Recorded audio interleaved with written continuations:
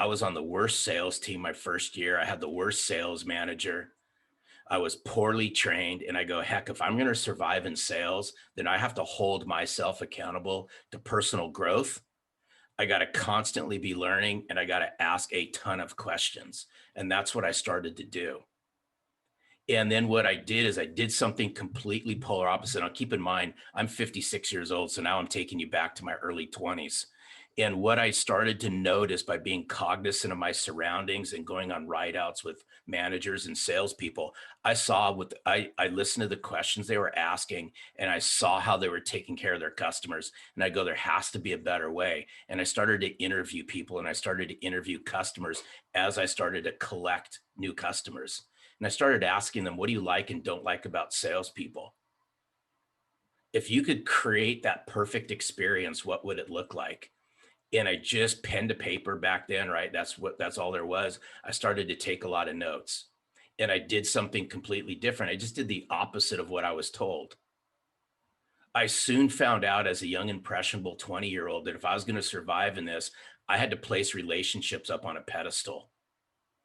I had to bring care, love, respect, appreciation, trust, and caring to the marketplace that, quite frankly, salespeople don't have, and rightfully so. So I spent 30 years in the copier channel. And in the spring of 2015, I was forced into entrepreneurship. I was fired at 50 years old from a high paying corporate job. And I decided right then and there, I was going to double down on myself and I was going to bring the message around selling from the heart to the forefront. I was going to push the message out there that we have to bring sincerity, substance, and heart to what we do. And we all agree, right? Relationships matter. You gave it a 10. Then if relationships matter, then we have to bring those things to relationships in the business world that we bring to personal relationships in our private life. And I know in our private life, relationships mean a lot. Then we got to do the same thing in our public life, in our professional life. This is my commitment. This is my mantra. I help salespeople, and I'll say salespeople, sales leaders uncover their authentic self. The reason why I wrote Selling from the Heart the way I did, and some of this might touch on the inner part, the touchy feely stuff. I'm a high emotional guy. I wear my emotions on my sleeves and I don't mind rolling it up and crying with the best of them. That's just who I am. But I'm in touch with who I am and the inner part of me. And I believe that the inner work that you all do, it's the heart, mind, and body, will help you drive better conversations. It'll help you increase client retention. And I promise you this, it will help you grow your sales. The hardest work anybody on this call is going to do is working on themselves. I always say the hardest work is the heart work, HEART. We got to be willing to do this. And what's happened is 2020 has been full of change. And we can all agree, right? Ever since I'd say probably February, there has been so much change happening at lightning speeds. And there's one thing that I know, the older we get, the harder it is to change. Would y'all agree? The heart, sometimes we're dead set in the ways that we do things, but change is happening all around us. Look at all the technology changes that have happened. We're utilizing Zoom, WebEx, Microsoft Teams, whatever the virtual platform is, to communicate. Zoom is bridging this conversation right now. The social world is how Sanjay and I met. Things are changing at rapid speeds. Here's what I want us to start thinking about moving forward. Is change is going to occur at even faster rate next year, in my opinion. Your clients have changed, your marketplace has changed, your community dynamics have changed. Here's what I want us to think about. Are you changing along with it? Or are you fighting it? And here's where I know that everybody's capable of change. Y'all have one of these, right? Y'all have a smartphone? Yep. If you weren't adverse to change, you all would be having flip phones, right? Or you wouldn't even have a phone. But we learn to adapt to change.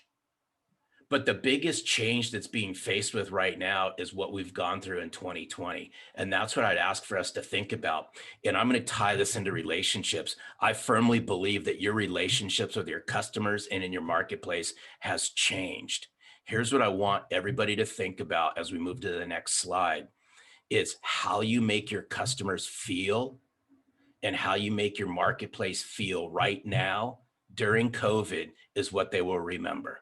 They won't remember all the good things that Simon and Regina and Steven and Jimmy has done previously. What they're going to remember right now is how you made them feel during COVID. And so, what I want to do is to kick this off, I want to share a quick story with you because this organization's near and dear to me. This is probably one of the most highly recognizable not-for-profit organizations in Los Angeles. It's called Homeboy Industries. This is in downtown LA. If you walk out of these two front doors right here, under where it says Homegirl Cafe, you walk into Chinatown, Dodger Stadium, where the Los Angeles Dodgers play, is with a 5-minute drive from here. Here's why I point out this organization. In chapter 6 of Selling from the Heart, I talk about servant-led leadership. I talk about lending a helping hand out in the community and giving back. To me, that's how you foster even better relationships. Homeboy Industries was started by a Catholic priest by the name of Father Greg Boyle. This organization was started in the 80s. It was to give hope to gang members, both male and female, who came out of being incarcerated. The reason why this organization is near and dear to me is I give back to the community that I live in here in Southern California. So one day I'm watching 60 Minutes on Sunday, and I see the episode with Father Greg Boyle on how he started Homeboy Industries. And all I didn't expect anything else to happen. And I want us to think about this and how you market out into your marketplace, the power of video and YouTube. All I did was I took the YouTube video from 60 Minutes. I waited a couple days. It got posted on YouTube. I reached out to Father Greg Boyle, not expecting anything in return other than just saying, hey, I loved the episode.